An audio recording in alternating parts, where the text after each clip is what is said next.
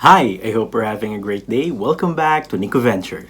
I've made several videos in the past that tackle this. However, since this was not the main topic of those videos, I believed I only glanced at it and I never really dove deep into it. I believe there are still questions relating to this. So, in today's video, we will not only define this, we'll also discuss its importance, its purpose, the means in taking the exam, and of course, the consequences of passing or failing it. This video is for those people who are planning to work or currently working here in Japan with little to no idea of what this is. Definition and purpose. First, let's define this. In Japanese, it's called Akaigofukushi Kokkashiken. I know it's a little bit intimidating, so let's go ahead and define each of these kanji characters. Kaigo means care, caregiving, or nursing care. Fukushi means welfare, social welfare, or well-being. This can be roughly translated into a person, a licensed person. Kokka means your country, your home country, your state, or your nation. Shiken is, obviously, a test, a written examination. Basically, you can transliterate this into the National Caregiver Exam. However, I like to call this into the National Caregiver Certification Exam. I am emphasizing the word certification because this exam is not your run-of-the-mill exam. This exam certifies a care worker to take on the mantle of a certified care worker here in Japan, or in Japanese, AkaigoFukushi. What's AkaigoFukushi? It's a title bestowed upon those select individuals who pass the National Caregiver Certification Exam. It's the second most difficult title that a care worker, regardless of nationality, can achieve in this country. The exam is done once a year on January, and the result is often announced at the end of March on the same year. The general purpose of this exam is to protect the health, safety, and welfare of the elderly by making sure that the person rendering care is qualified and highly skilled in doing so. Akaigoshi and AkaigoFukushi. I can hear you asking. I've been working here in Japan as a care worker ever since I was inside my father's balls. I have the skills and experience of a veteran care worker. I am ranked among the senior Japanese staff. Can I call myself AkaigoFukushi? Have you passed the exam? If not, don't. Because if you do and you don't have the proper documents to back it up, then you can be imprisoned or fined or both. You may have the money to pay for it, but the humiliation and disgrace, it's not worth it. Here in Japan, there's a big difference between a caregiver and a certified caregiver, and that difference is huge. Just like calling yourself a registered nurse in the Philippines without passing the nurse board exam. It's downright illegal, dude. If you're working here as a care worker but haven't passed the exam, you can call yourself Akaigoshi, Akaigoshokuin, Akaigostaffu, or a herpasan. Not a herpesan, but a helpersan, a herupasan. But never ever call yourself AkaigoFukushi. Only those who have passed the National Caregiver Certification Exam have the legal right to call themselves as such. The difference between Akaigoshi and AkaigoFukushi in terms of duties and responsibilities is that AkaigoFukushi can do everything Akaigoshi can do. However, Akaigoshi cannot do everything AkaigoFukushi can do. For example, airway suctioning and other minor medical procedures. Another difference is in their salary, and that difference is huge. Firstly, only certified care workers can have the Shikaku Teate, an allowance on top of the monthly salary given only to those who have passed the National Caregiver Certification Exam. Second, only certified care workers can be promoted as Shunin, or chief care workers. Of course, the promotion can have its corresponding financial benefits as well. Remember, anyone can be a caregiver here in Japan, but only those who pass the National Caregiver Certification Exam can become a certified caregivers here, and only they can have all the perks that accompanies that title. Foreigner AkaigoFukushi. Let's talk about the perks of being a certified care worker, or in Japanese, AkaigoFukushi, here in Japan. Aside from having a special allowance on top of the monthly salary and having the opportunity to get promoted, a foreigner who passed the National Caregiver Certification Exam is entitled to these 3 perks. Number 1, you will automatically have your current visa changed into a work visa with unlimited renewal capability. In other words, if you have a student visa, an EPA applicant visa, or a TITP trainee visa, once you pass the National Caregiver Certification Exam, you will automatically have a work visa. No questions asked. This work visa can last up to 3 to 5 years, but it can be renewed, obviously. But how many times can you renew it? As much as you like. Is there a limit in renewing this caregiver work visa? None.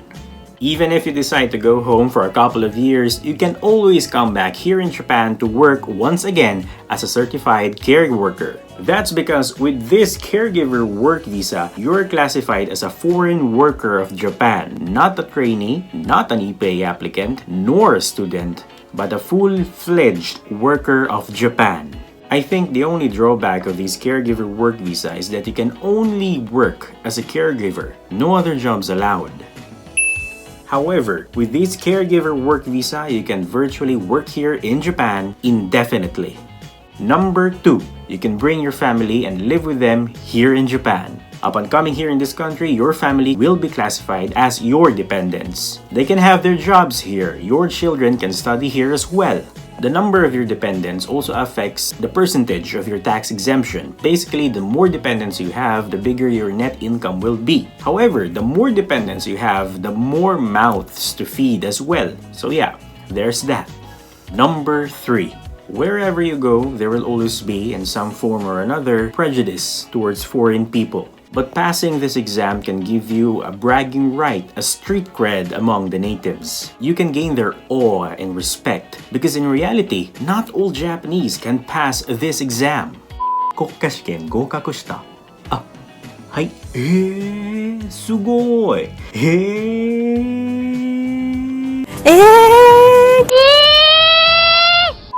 How to be you po?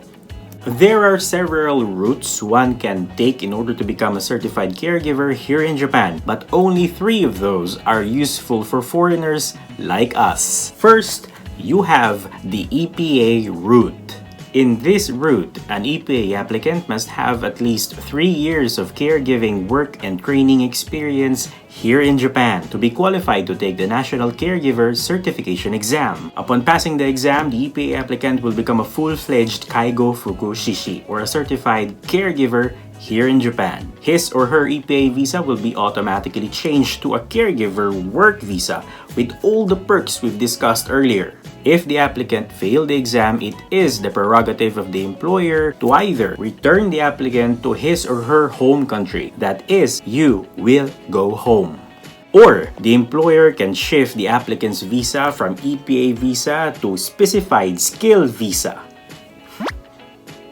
The specified skill visa will give you another 5 years to work as a caregiver here in Japan, but without the perks of being a AkaigoFukushi. Second, the foreign student route, my route.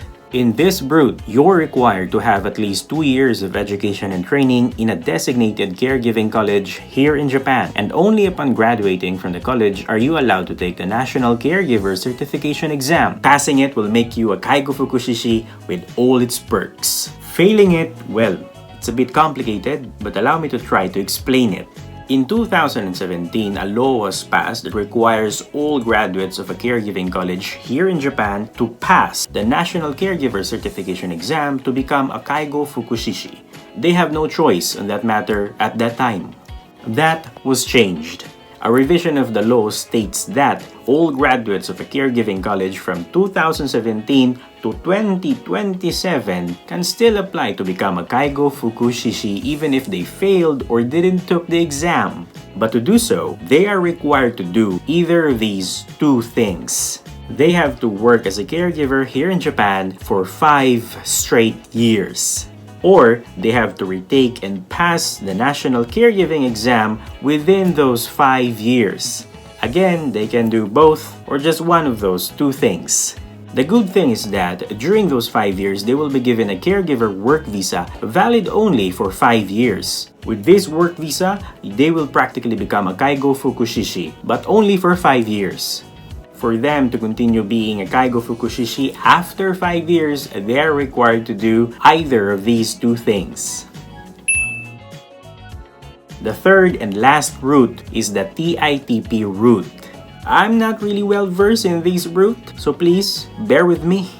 According to this, TITP trainees can work here in Japan for a maximum of 5 years. In the third year, a trainee can choose to take the National Caregiver Certification Exam. Passing it will make the trainee a full-fledged AkaigoFukushi. They can work here in Japan indefinitely, etc.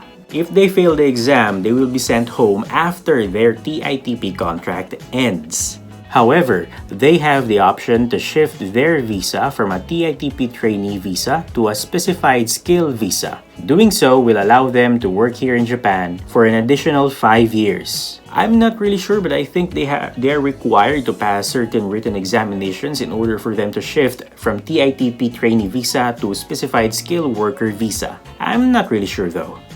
If they successfully shifted their visa to a specified skilled worker visa during that time for 5 years, I believe they can retake the National Caregiver Certification Exam. If they still fail the National Caregiving Certification Exam under the Specified Skilled Worker Visa program, the only option left for them is to finish their contract, the remainder of their contract, and then go home. Country roads, take me home. Is the exam important? Well, it mainly depends on you. If you see yourself still working your ass out here in this country for 5 years and above, then passing the said exam will be your best tool to realize that, regardless whether you're an EPA applicant, a TITP trainee, or a student visa holder. If you're just here to save money and doesn't have any long-term plans in this country, then failing or not taking the exam for that matter should not be that big of a deal. The importance of passing the exam and becoming a full-fledged certified caregiver in this country and enjoying all the perks that accompanies the title will ultimately be dependent on your life plans. Nevertheless, it is undeniable that being able to pass a foreign examination written in a foreign language is a notable milestone one can achieve in a lifetime. So that's it. I hope I didn't bore you with this simple presentation about the National Caregiver Certification Exam. If you want to know more, you can always search the web. But be advised that most of the pertinent information is written in Japanese. You can always translate the website, but be aware that there will always be a translation error. I hope I've answered in some form or another your question with this video. If I did, please do leave a like and a comment. If you haven't subscribed yet, please subscribe. It would really mean a lot. Thank you for watching. See you on the next one. Bye-bye!